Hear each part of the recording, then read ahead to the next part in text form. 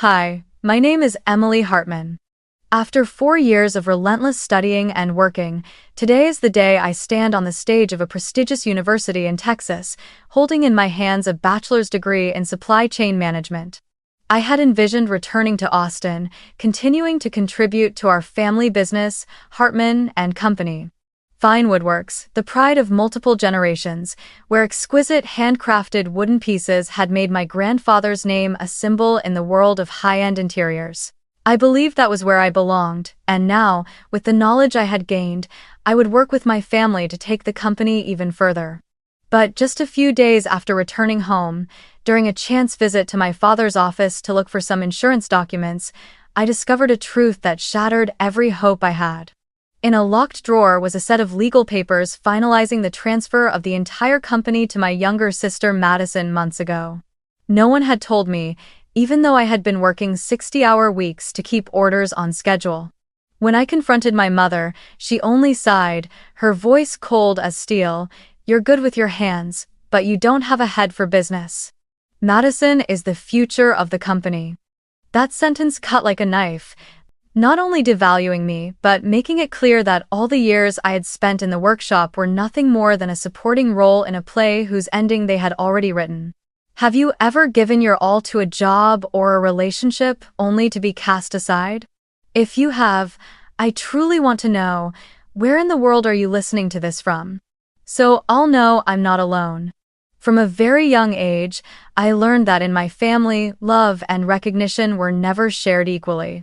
Madison, my younger sister, was always called the genius from the moment she learned to read a year earlier than other kids her age. Whenever guests came to the house, my mother would proudly brag about Madison's straight-A report cards, about her acceptance into the most prestigious private school in the city, about her summer study trips to Europe to broaden her business horizons. My father would boast that his youngest daughter had joined the school's business club, had even won a student entrepreneurship competition. And of course, when Madison turned 16, my parents bought her a brand new car, bright red, with white leather seats and a custom license plate that read, Maddie, like a little smirk every time she drove away from the house. And me? From as far back as I can remember, I was boxed into a single role: the child who's handy but not smart. While my friends went to summer camps, took dance lessons, or studied foreign languages, I was assigned to clean the workshop, dust the display shelves, sweep up wood shavings, and help pack products for delivery.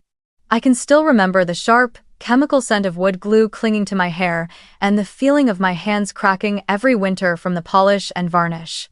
To my parents, that wasn't labor, it was practical skill training, a phrase that sounded noble but was really just their way of justifying not letting me learn what I truly wanted.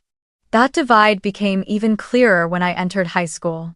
Madison always had a private coach for presentation skills, was given money to attend business conferences in major cities, wore fashionable dresses and designer shoes. To impress future investors, my mother's words, even though she was only 17. Meanwhile, I wore hand-me-down uniforms, walked in shoes with worn-down heels, and rarely received any encouragement beyond, "You're really good with your hands," as if it were some consolation for the fact that they never believed I could ever lead a business. When I was accepted into college to study supply chain management, I hoped things would change. I thought this degree would prove to my parents that I could use not just my hands, but also my mind. But in my very first year, every summer and winter break, I was summoned back to the workshop to work without pay. My parents said it was an investment in your future and that no one gets paid while they're still learning the trade. The work wasn't just standing at a bench, it meant delivering orders, taking inventory, dealing with suppliers when shipments were late, even covering shifts for sick craftsmen. I did it all, from carefully carving intricate patterns into walnut tabletops to hauling heavy planks into storage. Meanwhile, Madison rarely set foot in the workshop. She would usually only stop by on special occasions, carrying a camera or hiring a professional photographer to stage a few behind-the-scenes shots that made it look like she was part of production. Then she'd post them on Instagram, racking up thousands of likes, paired with polished captions about creative spirit and family tradition. That alone was enough for my parents to gush. Madison has taken our brand to the next level. She has the kind of strategic vision few people possess. I don't deny that Madison had a knack for communication and drawing attention, but the way my parents overlooked all the silent work, the part I handled made me feel invisible. They never mentioned who stayed in the workshop until midnight to meet a VIP client's deadline. They never told anyone that I was the one who negotiated with suppliers during a sudden spike in lumber prices, saving the company tens of thousands of dollars. All they ever wanted to see in me were a pair of working hands, not a mind capable of calculation or a heart capable of dreaming. Many times, while I was bent over sanding the surface of a table, I could hear Madison and my mother's laughter drifting down from the upstairs office as they discussed new marketing plans. Occasionally, I would catch my father's gaze through the glass window, an expression, not unkind, but cold, as if I were simply another component of the machinery in the workshop. Necessary, but never worthy of being placed at the center. That feeling seeped into me day after day, quietly eroding my confidence and planting the thought that maybe they were right, I would never be smart enough to lead anything. And yet, another part of me still held on to hope. I believed that if I worked hard enough, if I kept contributing and proving my abilities, they would have to acknowledge me. I clung to that fragile belief throughout my college years, studying diligently while throwing myself into work at the workshop whenever I could. I had no idea that while I was striving to become a worthy part of the company, they had been quietly writing a different script, one in which I was never even considered a potential heir. After graduation, I returned to Austin with a simple but fierce conviction. Now, with a degree in supply chain management in hand and years of hands-on experience at the workshop, I would truly become an integral part of Hartman Co. Fine Woodworks. I pictured myself sitting in strategic meetings, discussing plans to expand into new markets, developing new product lines, but the reality was far from it. In the very first week, I was swallowed by an unending cycle of work 60, sometimes 65 hours a week, starting when the shop opened at 7 in the morning and leaving only when the clock's hands hovered near midnight. My tasks stretched from drafting technical designs to selecting lumber, cutting, joining, sanding, polishing, inspecting quality, and finally delivering the finished products. The pay I received was just enough to cover the rent for a small, one-bedroom apartment on the east side of the city and to keep my over 10-year-old pickup truck running. On some days, I had to choose between filling up the gas tank or buying materials to test a new product idea. Still, I persevered, telling myself this was just the starting phase, that the sacrifices I made today would pay off tomorrow. I can still remember every single project I worked on. There was the time a famous 5-star restaurant in Houston ordered a solid walnut dining table over 3 meters long, requiring perfectly aligned wood grain and cuts accurate to the millimeter. I spent weeks selecting each slab, calculating shrinkage ratios based on humidity, and working through the night to finish on time.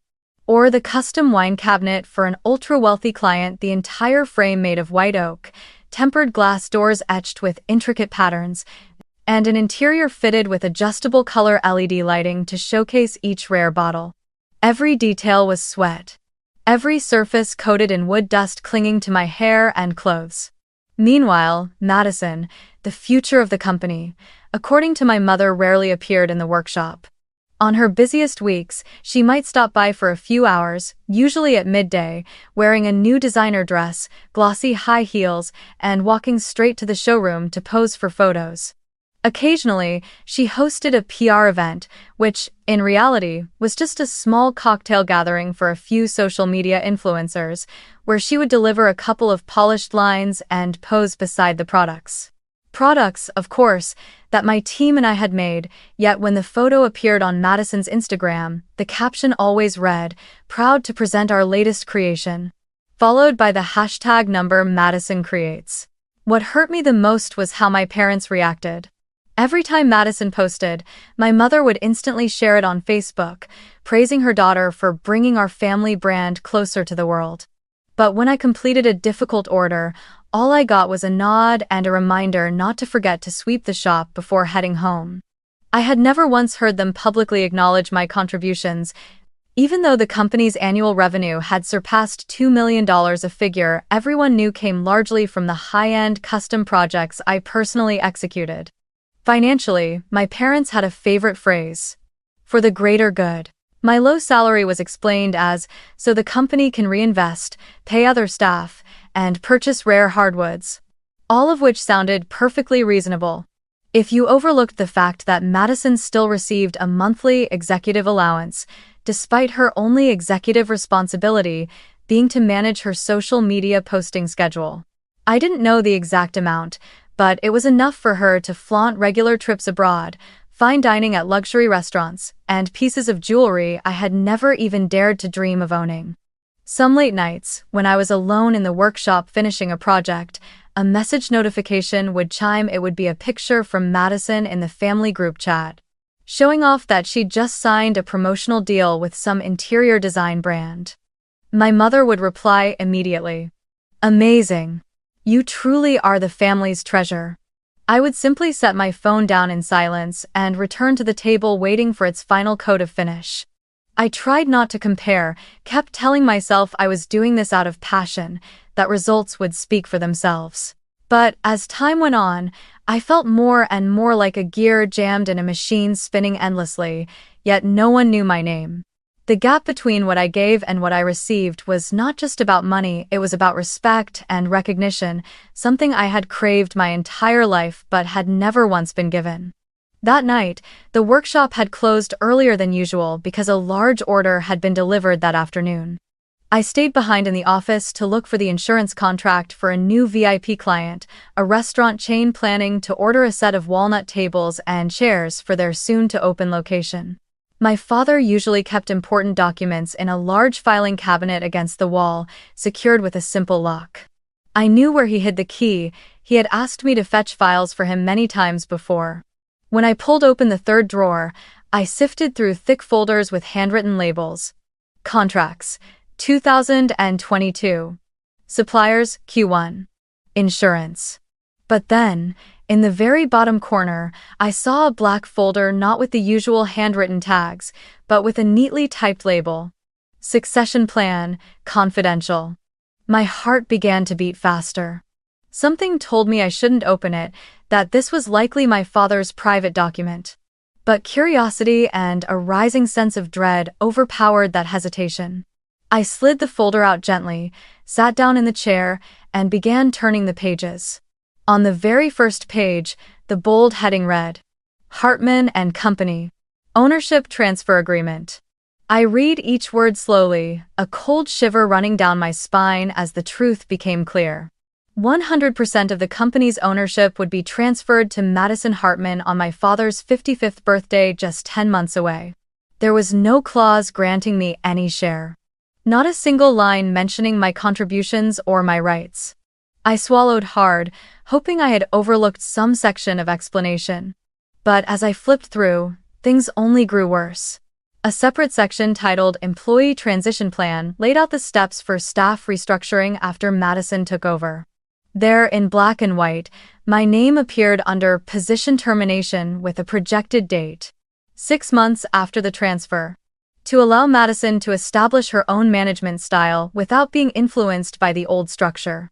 In plain terms, they had planned to fire me long ago, just waiting for the right moment. I let the folder drop onto the desk, a wave of nausea washing over me. The room suddenly felt small and cold. I could hear the ticking of the clock, the low hum of the air conditioner, but it was as if every sound was being smothered. All those years of staying late at the workshop, sweating over every project, skipping holidays to meet deadlines, it had all been nothing more than temporary labor in their eyes. They had decided I would never be part of the company's future, and they hadn't even bothered to tell me. My hands were trembling as I opened the desk drawer, searching for my phone. My first instinct was to capture everything, every page of the contract, every line, every signature. I knew that if I put this folder back without proof, no one would ever believe me, especially when my parents and Madison had worked so hard to project the image of a united family. Carefully, I turned each page, making sure to photograph them clearly, including the document numbers and signing dates. As I did, memories flooded back, The night I stayed up until dawn fixing a paint flaw on a rush order, only to see Madison post the next morning about our teamwork success, smiling brightly in the photo. The time I turned down a weekend trip with friends to help my father host an important client, while Madison enjoyed a European vacation. And the day I suggested improvements to the production process, only to be dismissed without a thought. Then months later, Madison presented nearly the same idea and was praised for her brilliant strategic thinking. When I finished taking the photos, I sat still for a long time, the phone in my hand, my eyes fixed on the folder as if it were the physical embodiment of betrayal. I don't know how long I stayed there, only that when I stood up, my legs felt unsteady and I had to grip the edge of the desk to balance myself. Before leaving the office, I returned the folder exactly where it had been, locked the cabinet, and placed the key back in its usual hiding spot. I didn't want them to know I had discovered it, at least, not yet. Driving home, I went slower than usual, my mind spinning. The yellow glow of the streetlights slid across the windshield, casting hazy streaks of light across the steering wheel. I felt as if I had just stepped out of one world and into another, a reality where everything I had believed for years was nothing but an illusion. And worse, the people I had thought of as my family, my anchor, turned out to be the very ones quietly preparing to cut me out of their lives. That night, I couldn't sleep. Every time I closed my eyes, I saw the cold words in the succession plan and heard my mother's voice echoing. Madison is the future of the company. Now I understood that wasn't just a careless comparison, it was a verdict, signed and sealed long ago. And I also knew that from this moment on, every move I made would have to be calculated, because I was no longer just the undervalued employee. I was the one holding the evidence of their true plan. That Sunday was our monthly family dinner, a tradition my parents had maintained for years. It was always held in the big house where Madison and I grew up, with the long white oak table that stretched nearly the length of the dining room. A piece my grandfather had built and kept in pristine condition to this day. Normally, these evenings revolved around talk of work, Madison's plans, and occasionally a few reminders for me to try harder so I could contribute to our shared future. But this time, I had decided I would be the one to steer the conversation. I arrived a little early, not to help my mother prepare the meal as I usually did, but to go straight into the dining room. In my bag was a thick stack of papers, the printed copy of the entire succession plan, confidential, that I had photographed the week before. I took my seat, feeling an odd sense of calm, the kind you get before walking into an important meeting you've rehearsed for down to every word. Madison walked in first, her hair softly curled, wearing a jade green silk dress, the faint trace of expensive perfume following her as she pulled out the chair across from me. My parents came in after, each carrying a dish to the table. The clink of silverware, the scrape of chairs, the soft hum of the wine aerator, all the familiar background noises, but inside me, there was only silence. When everyone had just settled in, I reached into my bag, took out the file, and without a word, placed it neatly in the center of the table. Flipping to the first page so the bold title, Succession Plan, Confidential, was clearly visible. The small talk stopped instantly. Madison glanced down, narrowing her eyes. My father froze with his wine glass midair, while my mother tilted her head slightly, her lips pressed together. I didn't waste time. Does anyone want to explain to me why my name is listed under position termination? My voice was calm, but each word carried weight. My father spoke first. He set his glass down and laced his fingers together in front of him. Emily, this is business, not personal. Madison needs financial security more. You're still young, you have plenty of other opportunities. I let out a short, humorless laugh. Other opportunities? I've been working here practically full-time since college, 65 hours a week. I design, I craft, I fix every tiny flaw to protect this company's reputation. And yet, in your eyes, I'm still just another opportunity? My mother put her knife down and leaned toward me. You're skilled with your hands, I don't deny that. But business is a different matter. Madison has vision, the ability to build a brand, something you don't have. And 20. I turned to look at her, forcing my voice to stay steady. And that's why you and Dad quietly made plans to strip me of every right I had and fire me like some disposable employee? Madison, who had been silent until now, let out a faint, mocking laugh. All you know is how to make furniture. You don't understand marketing. You don't understand how to create an image so customers will pay more.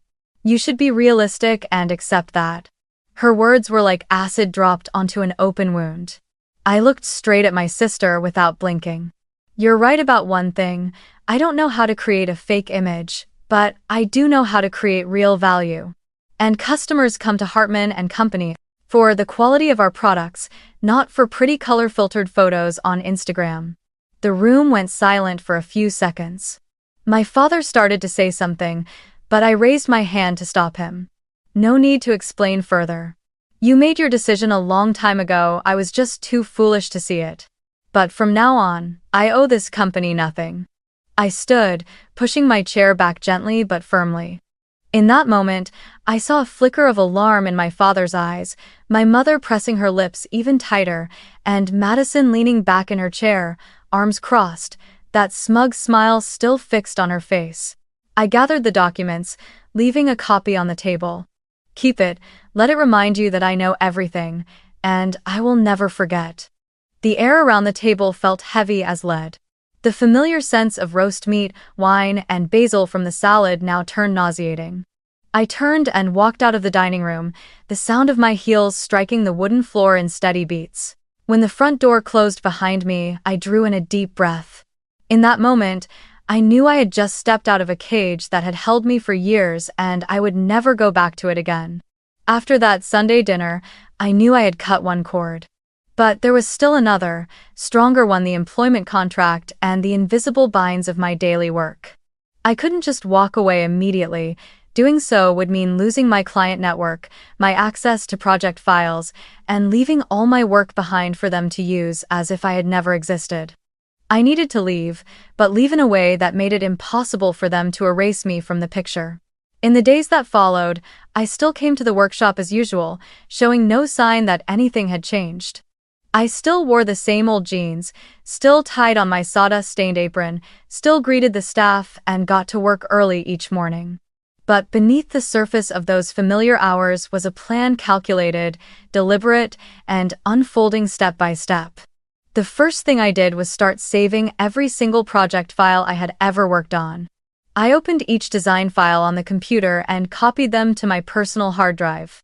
I saved everything: the initial sketches, the completed CAD drawings, and especially the before and after photos of each piece, the ones I had personally taken, mid-process and after completion.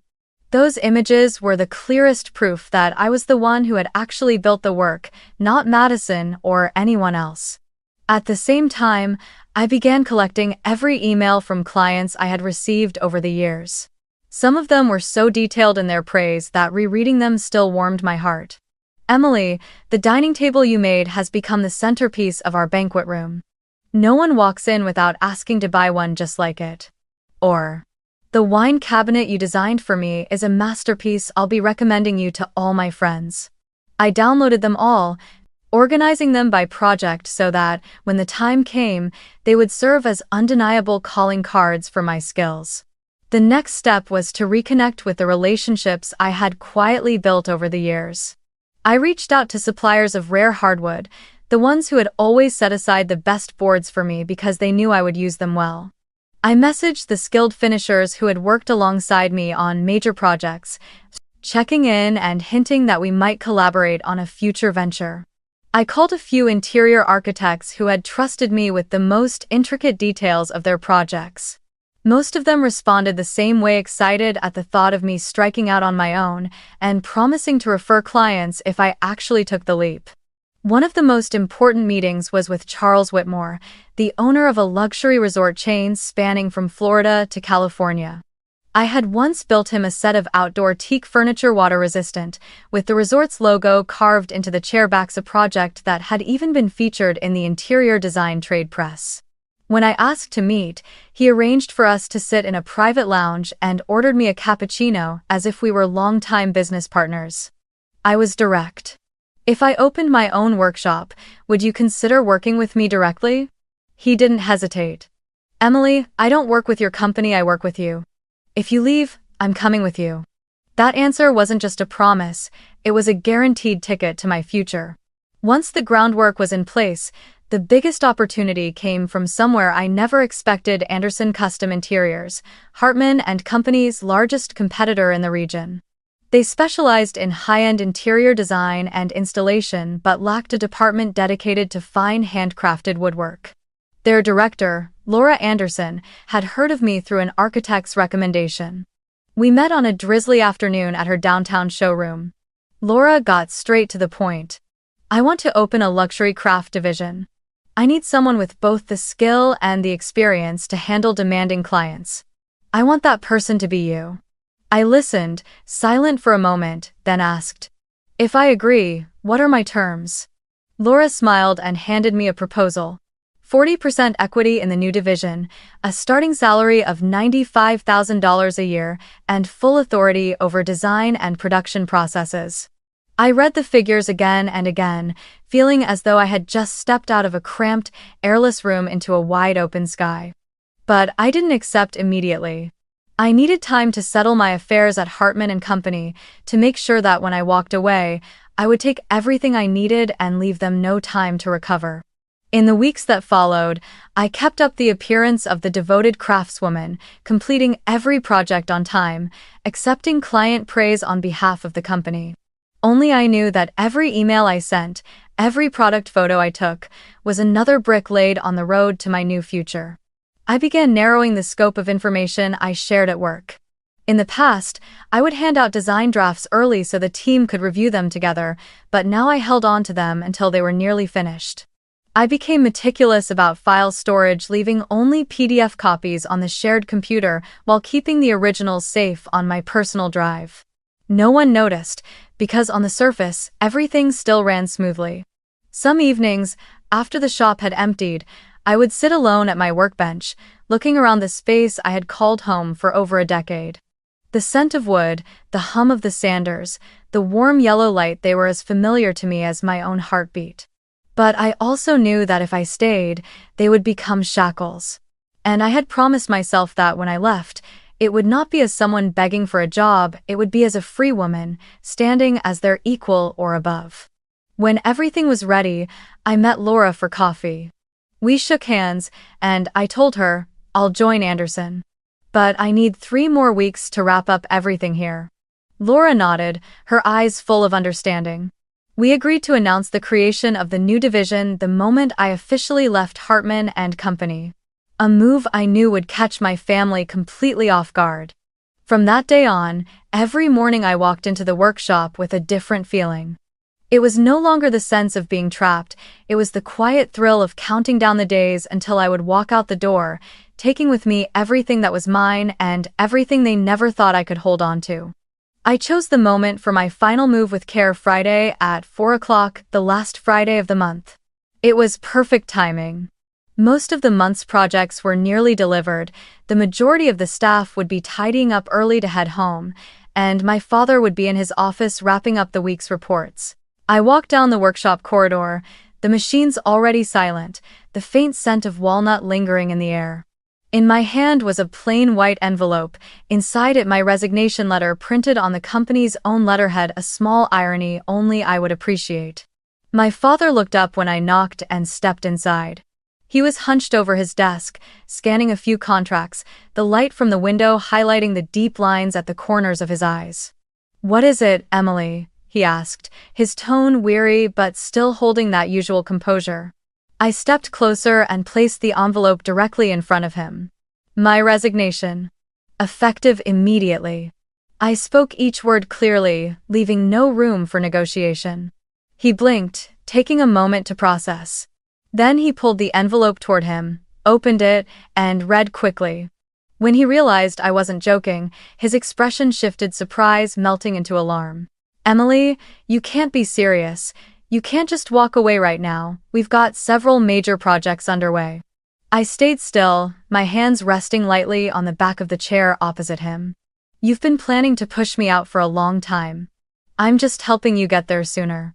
He pushed his chair back and stood, his voice quickening. Listen to me. I know I've been too rigid. If you stay, I'll give you a share of the company. We can manage it together. I met his eyes without blinking. You made your decision a long time ago, and so did I. In that instant, I knew every promise he offered now was nothing more than a desperate attempt to patch the damage. If I stayed, it would only be a matter of time before things went back to the way they were: Madison on magazine covers, and me in the workshop with calloused hands. He sighed and rubbed his forehead. You'll regret leaving like this. I smiled faintly but didn't answer. Instead, I turned, opened the door, and walked out, leaving him alone in the office with the letter on his desk. That weekend, I heard from a few friends still at the company that chaos erupted almost immediately. The complex custom orders, the ones that required my oversight down to the last detail, came to a standstill. The workshop crew didn't know how to handle the specialty drawings because many of the techniques were ones I had developed myself. Suppliers called nonstop, asking about specific wood specifications that only I knew. One VIP client sent an email canceling their contract after not receiving a timely response. Madison, of course, didn't step in to handle the chaos. Instead, she posted an Instagram graphic white text on a beige background that read, "When one door closes, another opens," paired with a long caption about positive change and new energy for the company. Below it were hundreds of comments from her friends praising her inspirational leadership, while in the workshop, the staff were tearing their hair out trying to untangle the wrecked delivery schedule. On Sunday night, I got a short message from one of the veteran craftsmen. "The shop's like a smashed beehive right now. No one knows where to start." I stared at the screen without replying. Part of me wanted to help them, the colleagues who had truly worked alongside me for years. But a bigger part knew this was the direct result of the leadership's own secret decisions, and now they were tasting the consequences. Meanwhile, I was already preparing for the week ahead, my first week as a partner at Anderson Custom Interiors. And I knew that when that news went public, the chaos at Hartman Company would only be beginning. The press release went out on Monday morning, just 2 days after I'd left Hartman Company. Anderson Custom Interiors announced the launch of their new luxury craft division, Anderson Artisan Woodworks, featuring a photo of me standing in a brightly lit workshop, surrounded by the exquisite pieces I had built. The solid walnut dining set for the 5-star restaurant in Houston, the white oak wine cabinet with etched glass doors for a private collection, the water-resistant teak lounge chairs with engraved resort logos for Charles Whitmore's luxury chain. Every image carried a clear caption, designed and handcrafted by Emily Hartman, now co-founder of the Artisan Woodworks division at Anderson. Within hours of the news spreading, my phone was ringing nonstop, not from Hartman Company, but from major clients. Among them were 5 of the company's long-standing strategic accounts, clients I had personally worked with for years, calling to confirm they would be moving all their orders to Anderson. They all gave the same reason. "We work with Emily," not just the name on the sign. By the end of the week, the new division's project calendar was fully booked for the next 3 months, with contract values exceeding $600,000. Meanwhile, at Hartman Company, Madison was officially pushed into the top executive seat. And then, the very first project signed by the young female CEO turned into a ticking time bomb.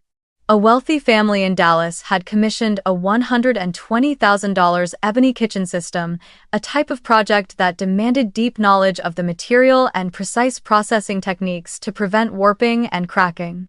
I knew this project well. Before I left, the clients had spoken with me about their specific requirements. The ebony had to be thoroughly kaolin, dried, sourced from Africa, and come with FSC certification to guarantee its legal origin. Madison, perhaps eager to prove her business vision, ignored those requirements and instead purchased a cheaper batch of ebony from a new supplier she'd met at a PR event. The problem was, this wood was not only inferior in quality but also improperly treated. Once production began, the workshop team discovered that the boards were splitting along the grain, forcing them to discard nearly a third of the cut panels. Madison refused the advice to change materials and insisted on pushing forward, which caused the project to fall more than 2 months behind schedule. When the impatient clients finally received the delivery, they were furious to find warped cabinet doors and visible gaps in the joinery. They immediately demanded a full refund and posted a lengthy account on a prominent interior design forum, detailing their disappointing experience with Hartman Co. The post quickly spread within the architect and designer community, triggering a wave of comments criticizing the company's new leadership. Within 2 months of my departure, Hartman Co.'s revenue had dropped by 40%. Clients who had once been the pillars of the business had either signed contracts with Anderson or were actively looking for new partners. Suppliers began demanding advance payment out of concern for the company's stability, while workshop staff complained about the lack of clear direction. Madison, meanwhile, continued posting motivational quotes on Instagram about learning from failure and building back from scratch, but behind the camera, the company was bleeding out day by day. I didn't gloat openly, but I couldn't deny that this was the inevitable consequence of a system built solely on surface-level glamour. And I knew that if things kept moving in this direction, Hartman Co. wouldn't just slide downhill, they'd be hit with a fatal blow no one yet imagined. Madison's mistakes with materials and deadlines had already left Hartman Co. reeling, but the true fatal blow came from her long-nurtured ambition to build a lifestyle brand. Perhaps in an effort to salvage the company's image after the Ebony Kitchen debacle, she decided to pour money into an extravagant media campaign. She spent $30,000 hiring an advertising agency from California, a team known for producing cinematic videos for high-end West Coast interior brands. On paper, the concept sounded impressive. A sleek modern home with glass walls overlooking the ocean, models dressed in refined designer clothing, moving gracefully among luxury furniture, fingertips brushing over polished wood surfaces as golden sunlight streamed through sheer curtains. Madison's vision was to position Hartman Co. as a lifestyle brand selling not just furniture, but an entire image of the upper-class way of living. The problem was, once the video was released across YouTube, Instagram, and Facebook, industry professionals, particularly in the woodworking and architecture communities, immediately noticed something. Most of the pieces featured weren't even made by Hartman Co., and several had never appeared in the company's product catalog at all. Some of the tables, shelving units, and chairs were exclusive designs I had created during my time there, without any credit given, and in some cases had been subtly altered so they would look similar but not identical. On the National Woodworking Forum, a new thread appeared titled, "Whose Furniture is Hartman Co.?" Advertising? Members began posting side-by-side comparisons, one frame from Madison's video and one photo of the original piece from my personal portfolio, which I had posted publicly before leaving the company. The wood grain patterns, joinery techniques, and carved detailing matched exactly. Some architects even commented that the dimensions and structural elements in the video differed from the originals, indicating these were simply image knockoffs rather than actual products the company had built. The trade press didn't take long to respond. A leading luxury design magazine published an article titled, "Hartman Co. Launches Brand Video But Who Really Made the Furniture?" The piece broke down the footage frame by frame, citing client records and designer testimonies, and concluded that most of the featured pieces were either my work or produced by entirely different workshops. They even quoted an old statement I had given while working there, describing the process of crafting the white oak wine cabinet, a product that appeared in the video but had never been produced by Hartman Co. After my departure, the fallout came faster than anyone expected. Several newly signed clients immediately sent cancellation notices, citing misrepresentation of manufacturing capabilities. An interior design firm in Chicago, which had been mid-order on a nearly $200,000 project, demanded a full refund of their deposit and shifted the order directly to Anderson Custom Interiors. Suppliers of rare hardwoods, already wary after the kitchen fiasco, now insisted on full payment in advance before shipping any materials. On social media, the hashtag #RealHartman products began to trend, with people posting photos of pieces I had made, captioned, "This is what Hartman Co. used to be." Madison responded with a long post about collective creativity and inspiration from many sources, but instead of calming the backlash, it only enraged more industry professionals. Many accused the company of trying to cover up copyright issues and being dishonest about its actual capabilities. Within just 2 weeks of the video's release, the reputation Hartman and Company had built over 3 generations had nearly collapsed. The phone at the office no longer rang for new orders, it rang for complaints and refund requests. Employees began submitting resignation letters, looking for more stable jobs. The faces that once beamed at PR parties now avoided the camera altogether. As for me, watching from the outside, I didn't feel glee, but I didn't feel sadness either. I understood this wasn't just the price of one failed marketing campaign.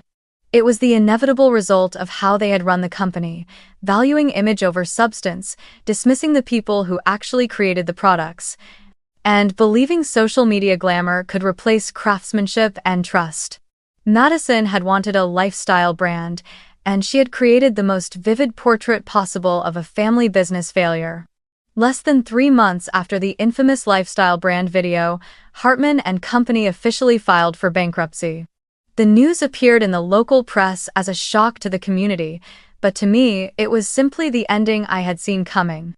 When the orders disappeared, suppliers demanded payment upfront, clients turned away, and key staff members left one after another. The company no longer had the cash flow to survive. My father was forced to put everything up for sale, from the lease contracts to every single machine in the workshop. On auction day, I arrived early. The shop was empty, sunlight filtering through dusty windows, falling across the workbenches where I had once stood for hours, the lathes, saws, and sanders that had been my companions for over a decade. When the auctioneer called out, set of hand-carving tools, chisels, planes, rulers, clamps, I raised my paddle immediately. No one bid high for what seemed like ordinary tools, but to me, they were the only pieces of memory I wanted to take. I bought them for a price so low it was almost absurd, less than the cost of a fancy dinner. That afternoon, my parents called me to their house. They no longer had the confident, proud air of people who once led a celebrated brand.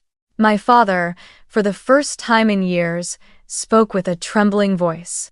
"Emily, if you come back, we'll give you full ownership of the company. You can rebuild it from the ground up." My mother, sitting beside him, her eyes red, nodded in agreement. I looked at them for a long time. Part of me wanted to recite every word, every action they had taken to push me out: the termination plan, the cutting dinner remarks, the countless times they dismissed my work. But I didn't need to say it. They knew. And I knew. "I've rebuilt," I said slowly, "but not with you." As I walked out of that house, I felt lighter, as if I'd finally set down a boulder I'd carried on my back for years. The luxury craft division I had co-founded at Anderson Custom Interiors was now booked solid for 12 months. My income was higher than any salary I had ever dreamed of at Hartman Company, but the greatest value wasn't in the money. It was the creative freedom, the ability to experiment with new techniques, work with rare woods, and collaborate with clients who truly respected the craft. I still keep the habit of standing at my workbench in the morning, just as the first sunlight spills through the windows, my hand resting on the old hand plane I bought back from the auction. Every scratch, every worn patch on its handle is a reminder of how far I've come, from being labeled the daughter who's good with her hands but not her head, to sitting alongside some of the top interior designers in the industry. My father now works odd jobs at a small-town furniture store, cutting boards to size, fixing tables and chairs for walk-in customers. Madison moved to Los Angeles and opened an online decor shop, mostly reselling cheap imported items. Occasionally, I see their images flicker across my social media feeds, but I never linger. I don't seek gloating satisfaction, nor do I need an apology. Because I've come to understand that sometimes, the best way to repay betrayal is to live so well that they regret it every single day, not because you struck back, but because you proved them wrong. And the greatest reward is the life I have now. Independent, free, and built around doing what I love. If you've ever been like me, like Emily, working tirelessly, pouring your whole heart and energy into a place, a relationship, or a dream, only to be met with disregard, pushed aside, or even betrayed, then I want you to remember this. Your value does not depend on whether others acknowledge it. Your value lies in what you have built and are still building, in your skill, in your persistence, in your ability to stand up and keep walking even when someone tries to slam the door in your face. You don't need anyone's permission to succeed. You have the right to start over, to take everything you've learned and experienced, and carve out a new path, one where you decide the direction. Believe that every scratch, every drop of sweat, every moment of being underestimated is the raw material that will forge a stronger version of yourself. And one day, when you're standing in the very place they thought you'd never reach, you'll realize that the greatest victory isn't proving them wrong, it's living a life you're proud of, without needing them at all. Thank you for listening, and I'll see you in the next story.